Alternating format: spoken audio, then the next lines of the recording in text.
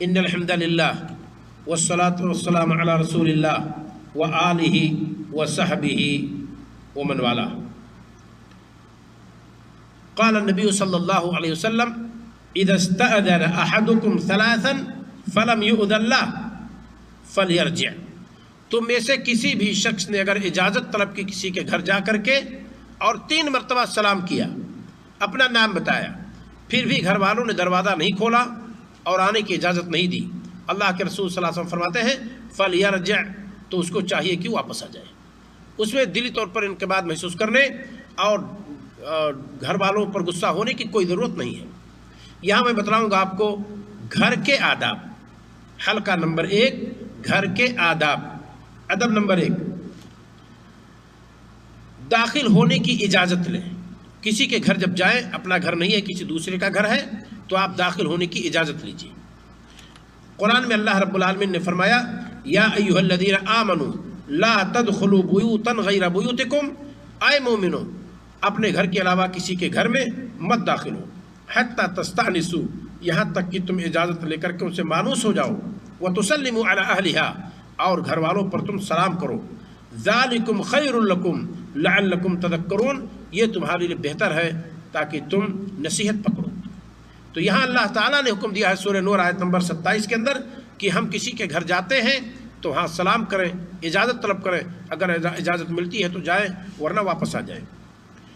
Number 2، اجازت 3 مرتبہ لیں۔ یہ نہیں کہ آپ نے جا کر پہلی بار آواز دی، کہیں سے کوئی جواب نہیں آیا، آپ فوراً واپس ہو گئے، نہ، 3 مرتبہ آپ سوال کیجئے، 3 مرتبہ اجازت لیجئے۔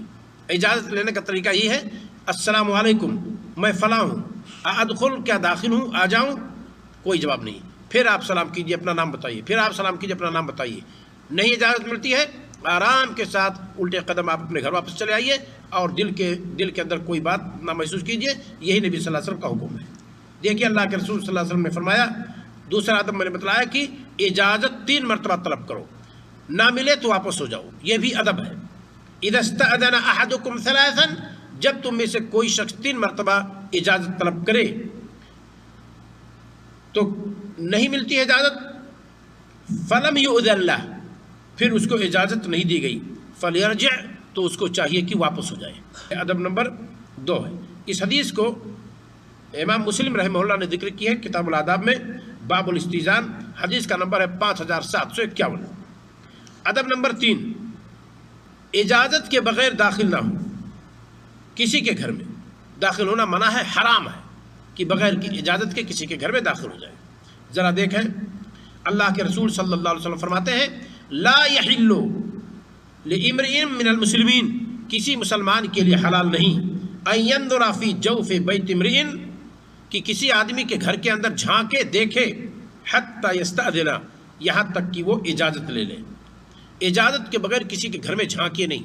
ایک بار اللہ کے رسول صلی اللہ علیہ وسلم کنگھی کر رہے تھے، آپ نے اچانک دیکھا کہ کھڑکی سے ایک آدمی جھانک رہا ہے، آپ نے فرمایا پہلے پتہ ہوتا تو میں تیری آنکھ کو پھوڑ دیتا۔ یہ جرم ہے اور اس کی یہ سزا ہے جو کسی کے گھر میں بغیر اجازت کے جھانکے۔ اور اللہ کے رسول صلی اللہ علیہ وسلم نے پھر فرمایا کہ اجازت کا جو حکم دیا گیا ہے یہ استئذان صرف آنکھی سے بچنے کے لیے تو ہے۔ کسی کے گھر میں آپ ڈائریکٹ داخل ہو جائیں، گھر والیاں کس طرح بیٹھی ہوئی ہیں، سر پر دوپٹہ نہیں ہے یا کس لباس میں ہے، وہ نہیں چاہتے کہ اس لباس میں ان کو کوئی دیکھے اور آپ اچانک داخل ہو گئے۔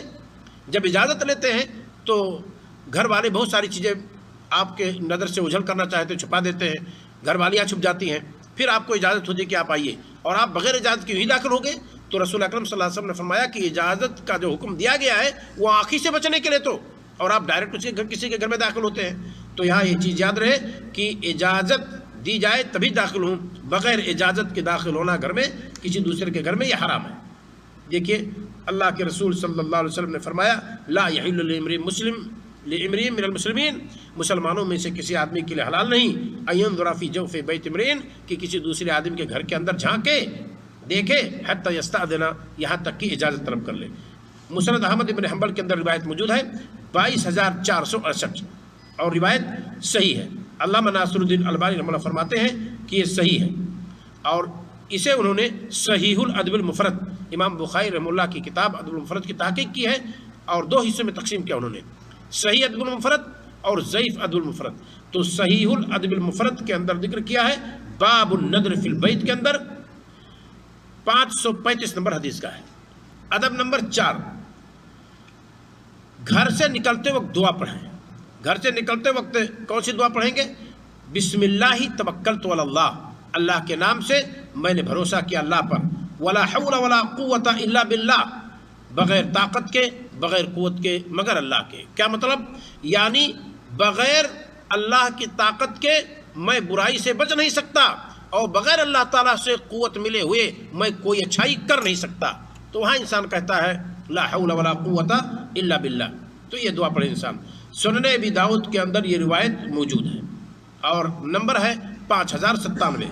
अल्लामा नासरुद्दीन अलबानी रहमुल्लाह ने इसको सही करार दिया है। ये निकलने की दुआ है। घर से जब निकले बिस्मिल्लाहि तवक्कलतु अलल्लाहि वला हौला वला कुव्वता इल्ला बिल्लाह। आप घर से जब साइड पर काम करने के लिए जाते हैं तो भी आप ये दुआ पढ़ करके तब निकलें। दूसरी दुआ है यानी घर में दाखिल होने की। नबी करीम सल्लल्लाहु अलैहि वसल्लम फरमाते हैं इंसान कहे क्या? अल्लाहुम्मा इन्नी अस्अलुका खैरल मौलज व खैरल मखरज। ऐ अल्लाह मैं तुझसे सवाल करता हूँ घर में दाखिल होने और घर से निकलने की बेहतरी का। बिस्मिल्लाह वलजना व बिस्मिल्लाह खरजना, अल्लाह के नाम से हम दाखिल हुए और अल्लाह के नाम से हम निकले। व अलल्लाहि रब्बिना तवक्कलना, और हम अपने अल्लाह अपने परवरदिगार पर हमने भरोसा किया।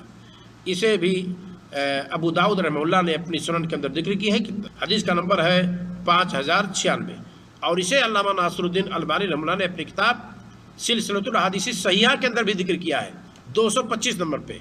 और सनद के अंदर कमज़ोरी की वजह से सुनन अबू दाऊद के अंदर उस पर ज़ाब का हुक्म लगा है, लेकिन मजमूई तुरुक से हदीस चूँकि सही है, इस वजह से सिलसिलतुल अहादीस सहीहा के अंदर 225 नंबर पर इसको सही करार देते हैं, कवी करार देते हैं अल्लामा नासरुद्दीन अलबानी रहमहुल्लाह। लिहाजा ये 5 आदाब हम और आप याद रखें जो घर में दाखिल होने के हैं। अल्लाह रब्बुल आलमीन हमें और आपको अपने नबी सल्लल्लाहु अलैहि वसल्लम की सुन्नत के मुताबिक ज़िंदगी गुजारने की तौफीक अता फरमाए। अस्सलामु अलैकुम व रहमतुल्लाहि व बरकातुहू।